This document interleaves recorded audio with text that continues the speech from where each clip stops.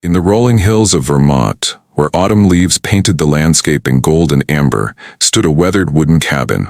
To most, it was just another forgotten structure lost to time.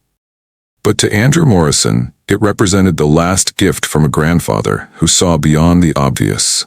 The old cabin sat nestled among towering oak trees, its windows reflecting the morning sun like knowing eyes. For decades, it had been the sanctuary of Jackson Jack Morrison, a man whose quiet wisdom masked extraordinary foresight. Now it belonged to his youngest grandchild, the one person nobody expected to inherit anything of value. They laughed when the will was read. They mocked when Andrew accepted the key. His siblings, Christine and James, couldn't contain their amusement at their little brother's worthless inheritance. After all, what value could an old cabin hold compared to their substantial monetary gifts? But Grandfather Jack had always said that true worth rarely announces itself. And as Andrew would soon discover, some treasures can't be measured in dollars and cents. Welcome, friends, to a story about legacy, wisdom, and the unexpected ways life teaches us its most valuable lessons. If you're new to our channel, join our growing family by hitting that subscribe button. For our loyal subscribers returning for another journey, thank you for being part of our community. Drop a comment below telling us which state or country you're watching from. Your stories and connections make this channel what it is, and we'd love to hear from each one of you. Now, let's step inside this cabin together and discover what Grandfather Jack knew all along. The Morrison family gathered in Attorney William Blake's office on a crisp October morning. Polished mahogany and leather-bound books lined the walls, creating a backdrop for the tension that filled the room. Christine Morrison, the eldest at 30, sat straight-backed in her designer suit, phone face down but within reach. Her marketing executive title and Manhattan address had always been her proudest achievements. Next to her, James adjusted his silk tie, a successful real estate broker who measured life in square footage and closing deals. And then there was Andrew, the youngest at 25, who chose teaching high school history over pursuing the corporate path his siblings had mapped out. He sat quietly, his worn leather messenger bag at his feet, thoughts drifting to the last conversation he'd had with Grandfather Jack. Mr. Blake cleared his throat, drawing attention to the heavy manila envelope bearing Jackson Morrison's last will and testament. The family patriarch had passed 3 weeks ago, leaving behind a legacy built over 8 decades in Vermont's Green Mountains. Before we begin, Mr. Blake adjusted his reading glasses. Mr. Morrison left specific instructions about how this meeting should proceed. He paused, noting how Christine and James exchanged knowing glances while their mother dabbed at her eyes with a monogrammed handkerchief. The morning light streamed through tall windows, casting long shadows across the oriental rug. Family photos spanning 3 generations lined Mr. Blake's desk, testament to how long he'd managed the Morrison family's legal affairs.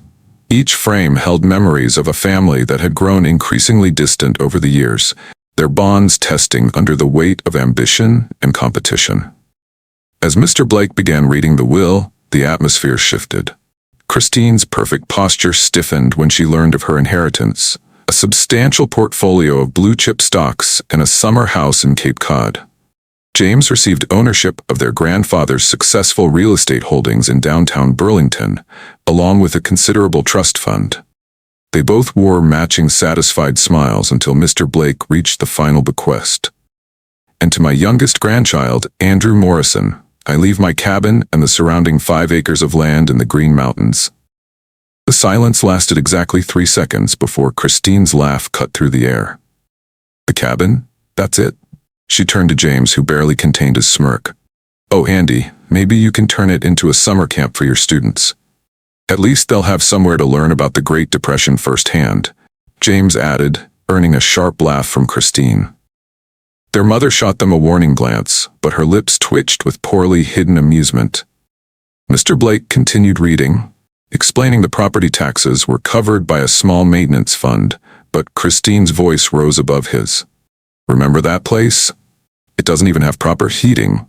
Grandfather used to say he kept it rustic on purpose. Maybe there's a collection of rare pine cones inside, James chuckled, scrolling through his phone to show Christine the property's satellite view. Look at that roof. It probably leaks in 10 different places. The siblings' whispers echoed in the high-ceilinged office, their jokes growing bolder with each passing minute. Well, Andy always did love camping, Christine stage whispered. Now he can do it year-round. Andrew sat motionless, his grandfather's worn brass key pressing against his palm. While his siblings traded jokes, his mind wandered to summer evenings on the cabin's porch, where Grandfather Jack taught him to whittle wood and shared stories of their family's history. "Thank you, Mr. Blake," Andrew spoke softly, rising from his chair. His voice held no trace of disappointment or anger, just quiet gratitude that made his siblings' laughter fade for a moment. "Grandfather Jack loved that cabin. I'll make sure it's taken care of." Christine rolled her eyes. "Always the diplomat, aren't you, Andy? You don't have to pretend you're not disappointed." But Andrew merely smiled, tucking the key into his jacket pocket. "We should celebrate," James announced, checking his Rolex. "There's a new wine bar downtown. Andrew, you can join us. First round's on me. Consider it a cabin-warming gift." More laughter followed. As they gathered their belongings, Andrew lingered behind, studying a photo on Mr. Blake's desk. It showed his grandfather standing proudly in front of the cabin, a much younger Andrew helping him stack firewood. "Your grandfather was quite insistent about this particular arrangement," Mr. Blake mentioned quietly, once the others had left. "He said you'd understand why." Andrew nodded, his fingers tracing the outline of the key through his jacket. "He used to tell me that the best gifts don't always shine the brightest at first glance." With a respectful handshake, he left the office, stepping into the bright Vermont morning, his heart oddly light despite the weight of his siblings' mockery still hanging in the air. The dirt road leading to the cabin hadn't changed in 20 years. Andrew's SUV bumped along the familiar curves, each bend triggering a flood of memories. His hands tightened on the steering wheel as the old maple tree came into view, the one where Grandfather Jack had hung a tire swing when Andrew was 7. Through the windshield, golden sunlight filtered through the canopy of oak and maple trees. The same trees he'd climbed as a child, their branches now reaching higher into the Vermont sky. Each one held a story. The lightning-scarred oak, where he'd spotted his first owl, the twisted maple, where he'd built his secret fort. The memories washed over him like warm summer rain. Sunday afternoons learning to fish in the nearby stream, Grandfather Jack's patient voice explaining how to read the water's movement. Winter evenings by the wood stove, hot cocoa in hand, listening to tales of their family's journey to Vermont generations ago. He could almost hear his grandfather's deep laugh echoing through the trees, smell the pine-scented air mixed with wood smoke from the stone chimney. Every weekend spent here had been a lesson, in patience, in observation, in understanding the difference between value and price. "The land remembers, Andy," his grandfather would say, teaching him to identify bird calls and track deer through fresh snow. "It remembers every story, every footstep, every moment we share with it." Now, parking beside the weathered wood pile, Andrew understood those words carried deeper meaning than he'd realized as a child. Standing before the cabin's wooden steps, Andrew inhaled deeply. The late afternoon light cast long shadows through the trees, highlighting the building's weather-worn boards and green-painted shutters. His footsteps echoed on the old porch planks, each creak as familiar as his own heartbeat. The brass key slid into the lock, its teeth finding their home with surprising ease. Inside, dust motes danced in sunbeams streaming through windows that needed washing. Everything stood exactly as Grandfather Jack had left it. The old plaid armchair by the stone fireplace, handmade quilts folded neatly on the leather couch, rows of books lining rough-hewn shelves. Andrew moved through the space, fingers trailing along the smooth wooden table his grandfather had crafted from a fallen oak. The kitchen's cast-iron pans hung in their familiar spots, and the collection of hand-carved walking sticks still stood in the copper umbrella stand by the door. But something felt different. Beyond the layer of dust and stillness, Andrew sensed purpose in every item's placement. His grandfather, meticulous in all things, had arranged this space with intention. The morning sun would hit the reading chair just so, The afternoon light would illuminate the desk tucked into the corner. Near the fireplace, a leather-bound journal lay on the side table, a brass bookmark catching the fading light. Beside it sat his grandfather's reading glasses, placed with deliberate care. Andrew's heart quickened. Jack Morrison had never left his prized possessions out in the open without reason. Friends, as we stand here with Andrew in this moment of discovery, I can't help but wonder how many of you have experienced that powerful feeling when a place holds more meaning than meets the eye. A childhood home, a grandparent's garden, or maybe an old family cabin like this one. We'd love to hear your stories. What special place holds deep meaning in your life?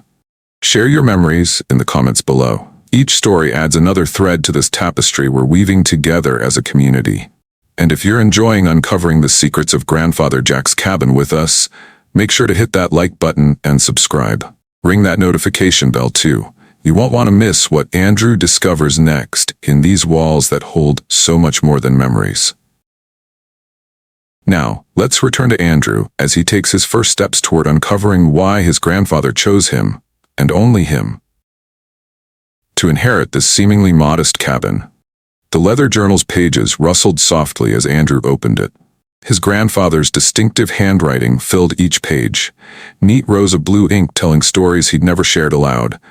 The most recent entry was dated just 3 days before his passing. "My dearest Andrew," the entry began, "by the time you read these words, this cabin and all its secrets will be yours. Your siblings see the world through the lens of dollars and cents, but you've always looked deeper." Andrew's fingers traced the words, remembering how those same hands had guided his own in woodworking projects and garden plantings. Page after page revealed detailed accounts of his grandfather's thoughts, observations, and what appeared to be instructions. "The cabin holds 7 journals in total," the entry continued. "Each one contains pieces of a story that began long before you were born. Start with the red leather book behind the copy of Thoreau on the 3rd shelf. The others will reveal themselves in time." Rising from the chair, Andrew found the mentioned book exactly where described. Inside its cover, a small map was sketched in his grandfather's hand, showing the cabin's layout with mysterious markings and annotations. Certain floorboards were marked with small X's, and the stone fireplace bore a strange symbol. But it was the last line on the page that made Andrew's breath catch. "Remember how we used to play that game, Andy? The one where we'd hide treasures for each other to find? Well, I've hidden one last treasure for you." Following the journal's trail, Andrew uncovered a history deeper than any Morrison family dinner conversation had revealed. The red book led him to a green one, tucked beneath a loose floorboard, its pages yellow with age. 1962, one entry read, "Bought this land when everyone said I was foolish. 5 acres of rocky Vermont soil, they called it worthless. But I saw what they didn't, the old-growth timber, the pure spring water, and something else hidden in these hills that'll change everything for the right person." Each journal pieced together the Morrison family saga, how his great-grandparents arrived in Vermont with nothing but hope and determination. How Grandfather Jack built the cabin by hand over one long summer, using timber from the land. The pages held tales of triumph and hardship, of choices that shaped their family's path. "Your father chose the city," another entry revealed. "Christine and James followed that same path. Nothing wrong with that choice, but they never saw the real value of this place. You were different, Andy. Every summer you spent here, every question you asked about the land, showed me you understood." Photos slipped from between pages, faded snapshots of Jack Morrison standing proudly before a hidden cave entrance, maps with mysterious annotations, newspaper clippings about local geology. In the margins, his grandfather had scribbled notes about mineral deposits and underground streams that fed the nearby river. The 7th journal revealed Grandfather Jack's deepest insights, written specifically for Andrew. Unlike the others, this one spoke directly to him, as if his grandfather was sitting in his old armchair, sharing one last conversation. "People see what they expect to see, Andy. Your siblings saw an old cabin and dismissed it. But you saw the stories in these walls, the value in simplicity, the wealth in wisdom. That's why I chose you for what comes next." Andrew leaned forward, heart racing as he read about the true purpose of the detailed maps, the geological surveys, and the cave markings. His grandfather had spent decades quietly studying the land, documenting everything from the underground water tables to the mineral composition of the soil. The state geologist confirmed it last spring, the journal revealed.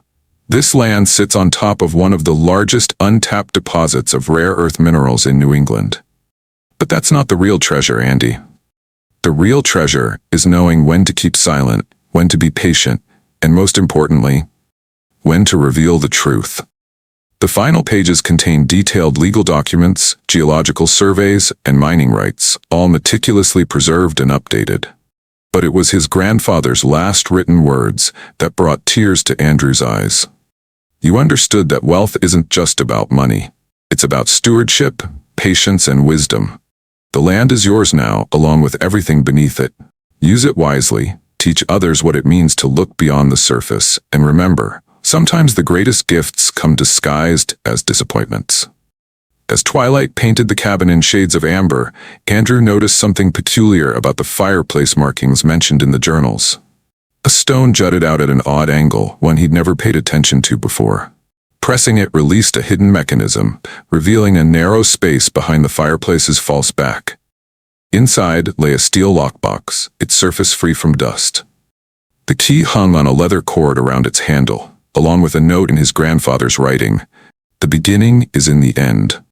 Andrew smiled, remembering their old riddle game.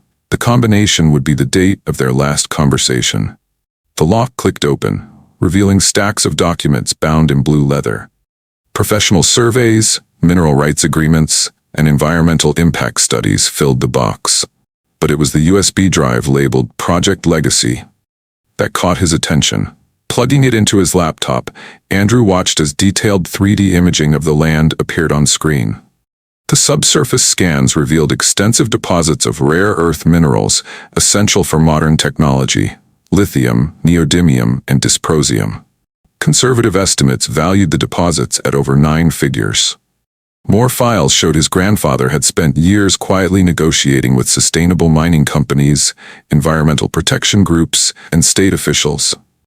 He developed a comprehensive plan to extract the minerals while preserving the land's integrity and establishing a nature preserve with public trails. A video file opened, showing Grandfather Jack standing in front of the cabin. If you're watching this, Andy, you've solved the first puzzle. But remember, knowledge without wisdom is like a torch without fire. These minerals could power 1,000 cities, but the land they're in could teach 1,000,000 souls about what really matters. That's why the next step is crucial. At the bottom of the lockbox lay a thick cream envelope, sealed with his grandfather's distinctive JM wax stamp. Inside, Andrew found several pages written in Jack Morrison's steady hand. My dear Andrew, by now you've discovered what lies beneath this worthless piece of land. But the minerals aren't the fortune I wanted you to find first. The real treasure is in understanding why I chose this path. Your father and I disagreed about success. He saw it in stock portfolios and corner offices. I saw it in sustainable choices and long-term vision. That's why I gave Christine and James their inheritance in cash and properties. It's what they value. But you, Andy, you inherited my vision. The mineral deposits are vital for renewable energy technology. Companies have offered millions for mining rights, but most would strip the land bare. That's why I spent years creating partnerships with environmental engineers and sustainable mining experts. Look in the blue folder. You'll find everything arranged. But here's the real purpose. The profits aren't meant for one person. I've established the Morrison Legacy Foundation. The mining proceeds will fund environmental education programs, sustainable technology research, and conservation efforts. The cabin will become its headquarters. A learning center where people can understand the balance between progress and preservation. You're not just inheriting wealth, Andy. You're inheriting a mission. The foundation's board seat is yours, along with the power to implement the vision we both share. The land will be protected, the resources responsibly harvested, and future generations will learn the lessons that you understood instinctively as a child. As the golden Vermont sun dipped behind the mountains, Andrew finally understood the masterpiece his grandfather had composed. This wasn't just about proving his siblings wrong or revealing hidden wealth. It was about transforming a family legacy into something extraordinary. The foundation's plans unfolded before him in detailed documents. The cabin would evolve into an environmental education center, but retain its rustic charm. Local schools would bring students to learn about sustainable resource management. The walking trails would feature educational stations explaining the delicate balance between progress and preservation. The mining operation would demonstrate responsible extraction methods, showing how modern technology could work in harmony with nature. Research grants would fund innovative solutions for sustainable energy. Every dollar generated would cycle back into education and conservation. But most meaningful was his grandfather's final note, tucked into the last page of the plans. "You once asked me why I kept this cabin so simple when I could afford something grander. Now you know, simplicity lets us see what truly matters. The land taught me patience. The forest showed me sustainability. The mountains proved that strength lies in standing firm against pressure to change your nature. The real fortune isn't in the minerals, Andy. It's in the power to shape the future while honoring the past. Your siblings may own properties, but you now guard a legacy. Use it to teach others what you learned here as a child. That true wealth grows when we nurture the world around us." When Christine and James pulled up to the cabin in their luxury vehicles, their expressions shifted from amusement to confusion. The property had transformed. Subtle but significant changes marked the landscape. Solar panels gleamed on the south-facing roof, and a small team of environmental engineers worked near the tree line. "What's all this?" Christine stepped out, designer boots crunching on the gravel. Her eyes darted between the surveying equipment and her younger brother's calm smile. "You turned down my invitation 3 times, Andrew said, "so I thought I'd sweeten the deal by mentioning the mineral survey results." He handed them each a folder containing the foundation's executive summary. James flipped through the pages, his real estate broker instincts kicking in. The color drained from his face as he registered the numbers. This can't be right. The mineral deposits alone are worth."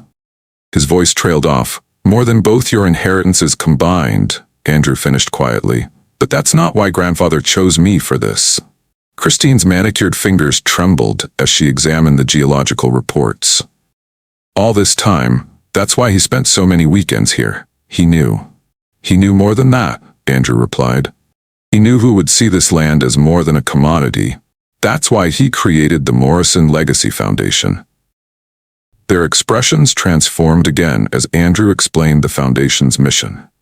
James paced the porch, muttering about missed opportunities and market values. Christine sank into a chair, her perfectly composed facade cracking as she realized the magnitude of what their grandfather had orchestrated.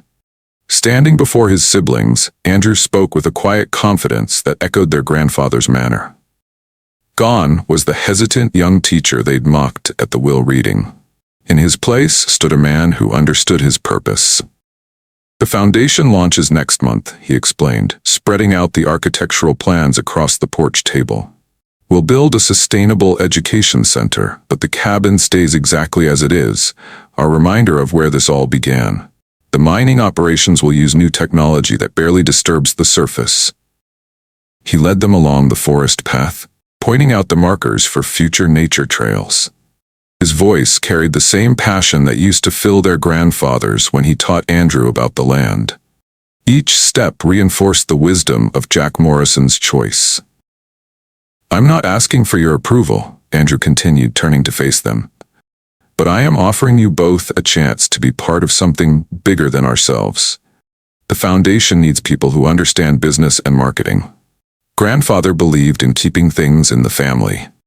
The late afternoon light filtered through the trees, casting patterns that reminded Andrew of countless summer days spent learning from his grandfather. He realized he'd grown into more than just the cabin's inheritor. He'd become its steward, its teacher, and its future. What would you do if you were handed the power to make a difference? As we watched Andrew transform his inheritance into a legacy, we're reminded that real wealth comes in many forms. Now it's your turn to join our growing community of storytellers and dreamers. If this tale of hidden wisdom and unexpected legacies touched your heart, hit that subscribe button and become part of our journey. Your support helps us continue sharing stories that matter. Share your thoughts in the comments below. Tell us about a time someone saw potential in you when others didn't. What legacy would you create if given the chance? Every comment adds to our collective story. And don't forget to turn on notifications by clicking that bell icon. There are more inspiring tales waiting to be told, more mysteries to uncover, and more moments that remind us why family legacies matter. Until our next story, remember Grandfather Jack's wisdom. Sometimes the greatest treasures are hidden in plain sight. The Morrison Legacy Center opened its doors on a bright spring morning, exactly 1 year after Andrew first unlocked the cabin's door. The old structure stood proudly at the heart of the complex, its weathered wood contrasting with the modern sustainable buildings that now surrounded it. School buses lined the newly paved road as local students arrived for environmental workshops. Inside the cabin, Andrew taught from his grandfather's journals, sharing lessons about preservation and progress. The original furniture remained, each piece telling its own story of sustainability. Christine had surprised everyone by leaving her marketing firm to lead the foundation's outreach programs. Her expertise transformed their message of environmental responsibility into a movement that reached beyond Vermont's borders. James, too, found his calling, using his real estate knowledge to help other families protect their land through conservation trusts. The sustainable mining operation became a model for responsible resource extraction. Universities sent graduate students to study their methods, and tech companies partnered with the foundation to develop new environmental protection technologies. But most remarkable was the change in the Morrison family itself. The siblings who once measured success in dollars now gathered monthly in the cabin, planning new ways to expand their grandfather's vision. The old chairs around the fireplace hosted conversations about conservation and community, echoing the wisdom Jack Morrison had quietly planted years ago. As the sun sets behind the Vermont mountains, the Morrison Legacy Center glows with warmth and purpose. Inside the old cabin, a new generation of students reads the inscription carved above the fireplace: "True wealth grows when we nurture the world around us. Jackson Morrison." Andrew often pauses beneath these words, remembering the day they all laughed at his inheritance. Now, standing on the porch where his grandfather taught him to appreciate the deeper value of things, he watches young minds discover the same lessons he learned here. The cabin stands as a bridge between past and future, proof that one person's vision can ripple through generations. In its walls, Jack Morrison left more than a hidden fortune. He left a blueprint for turning laughter into legacy, mockery into meaning, and simple gifts into lasting change. For in the end, the greatest inheritance isn't what we own, but what we choose to build with it. Thank you for joining us on this remarkable journey of discovery. If this story touched your heart, don't forget to like, subscribe, and share it with someone who needs to hear it today. Hit that notification bell to catch more inspiring tales of hidden legacies and unexpected treasures. And remember, sometimes life's greatest gifts come wrapped in the most unassuming packages.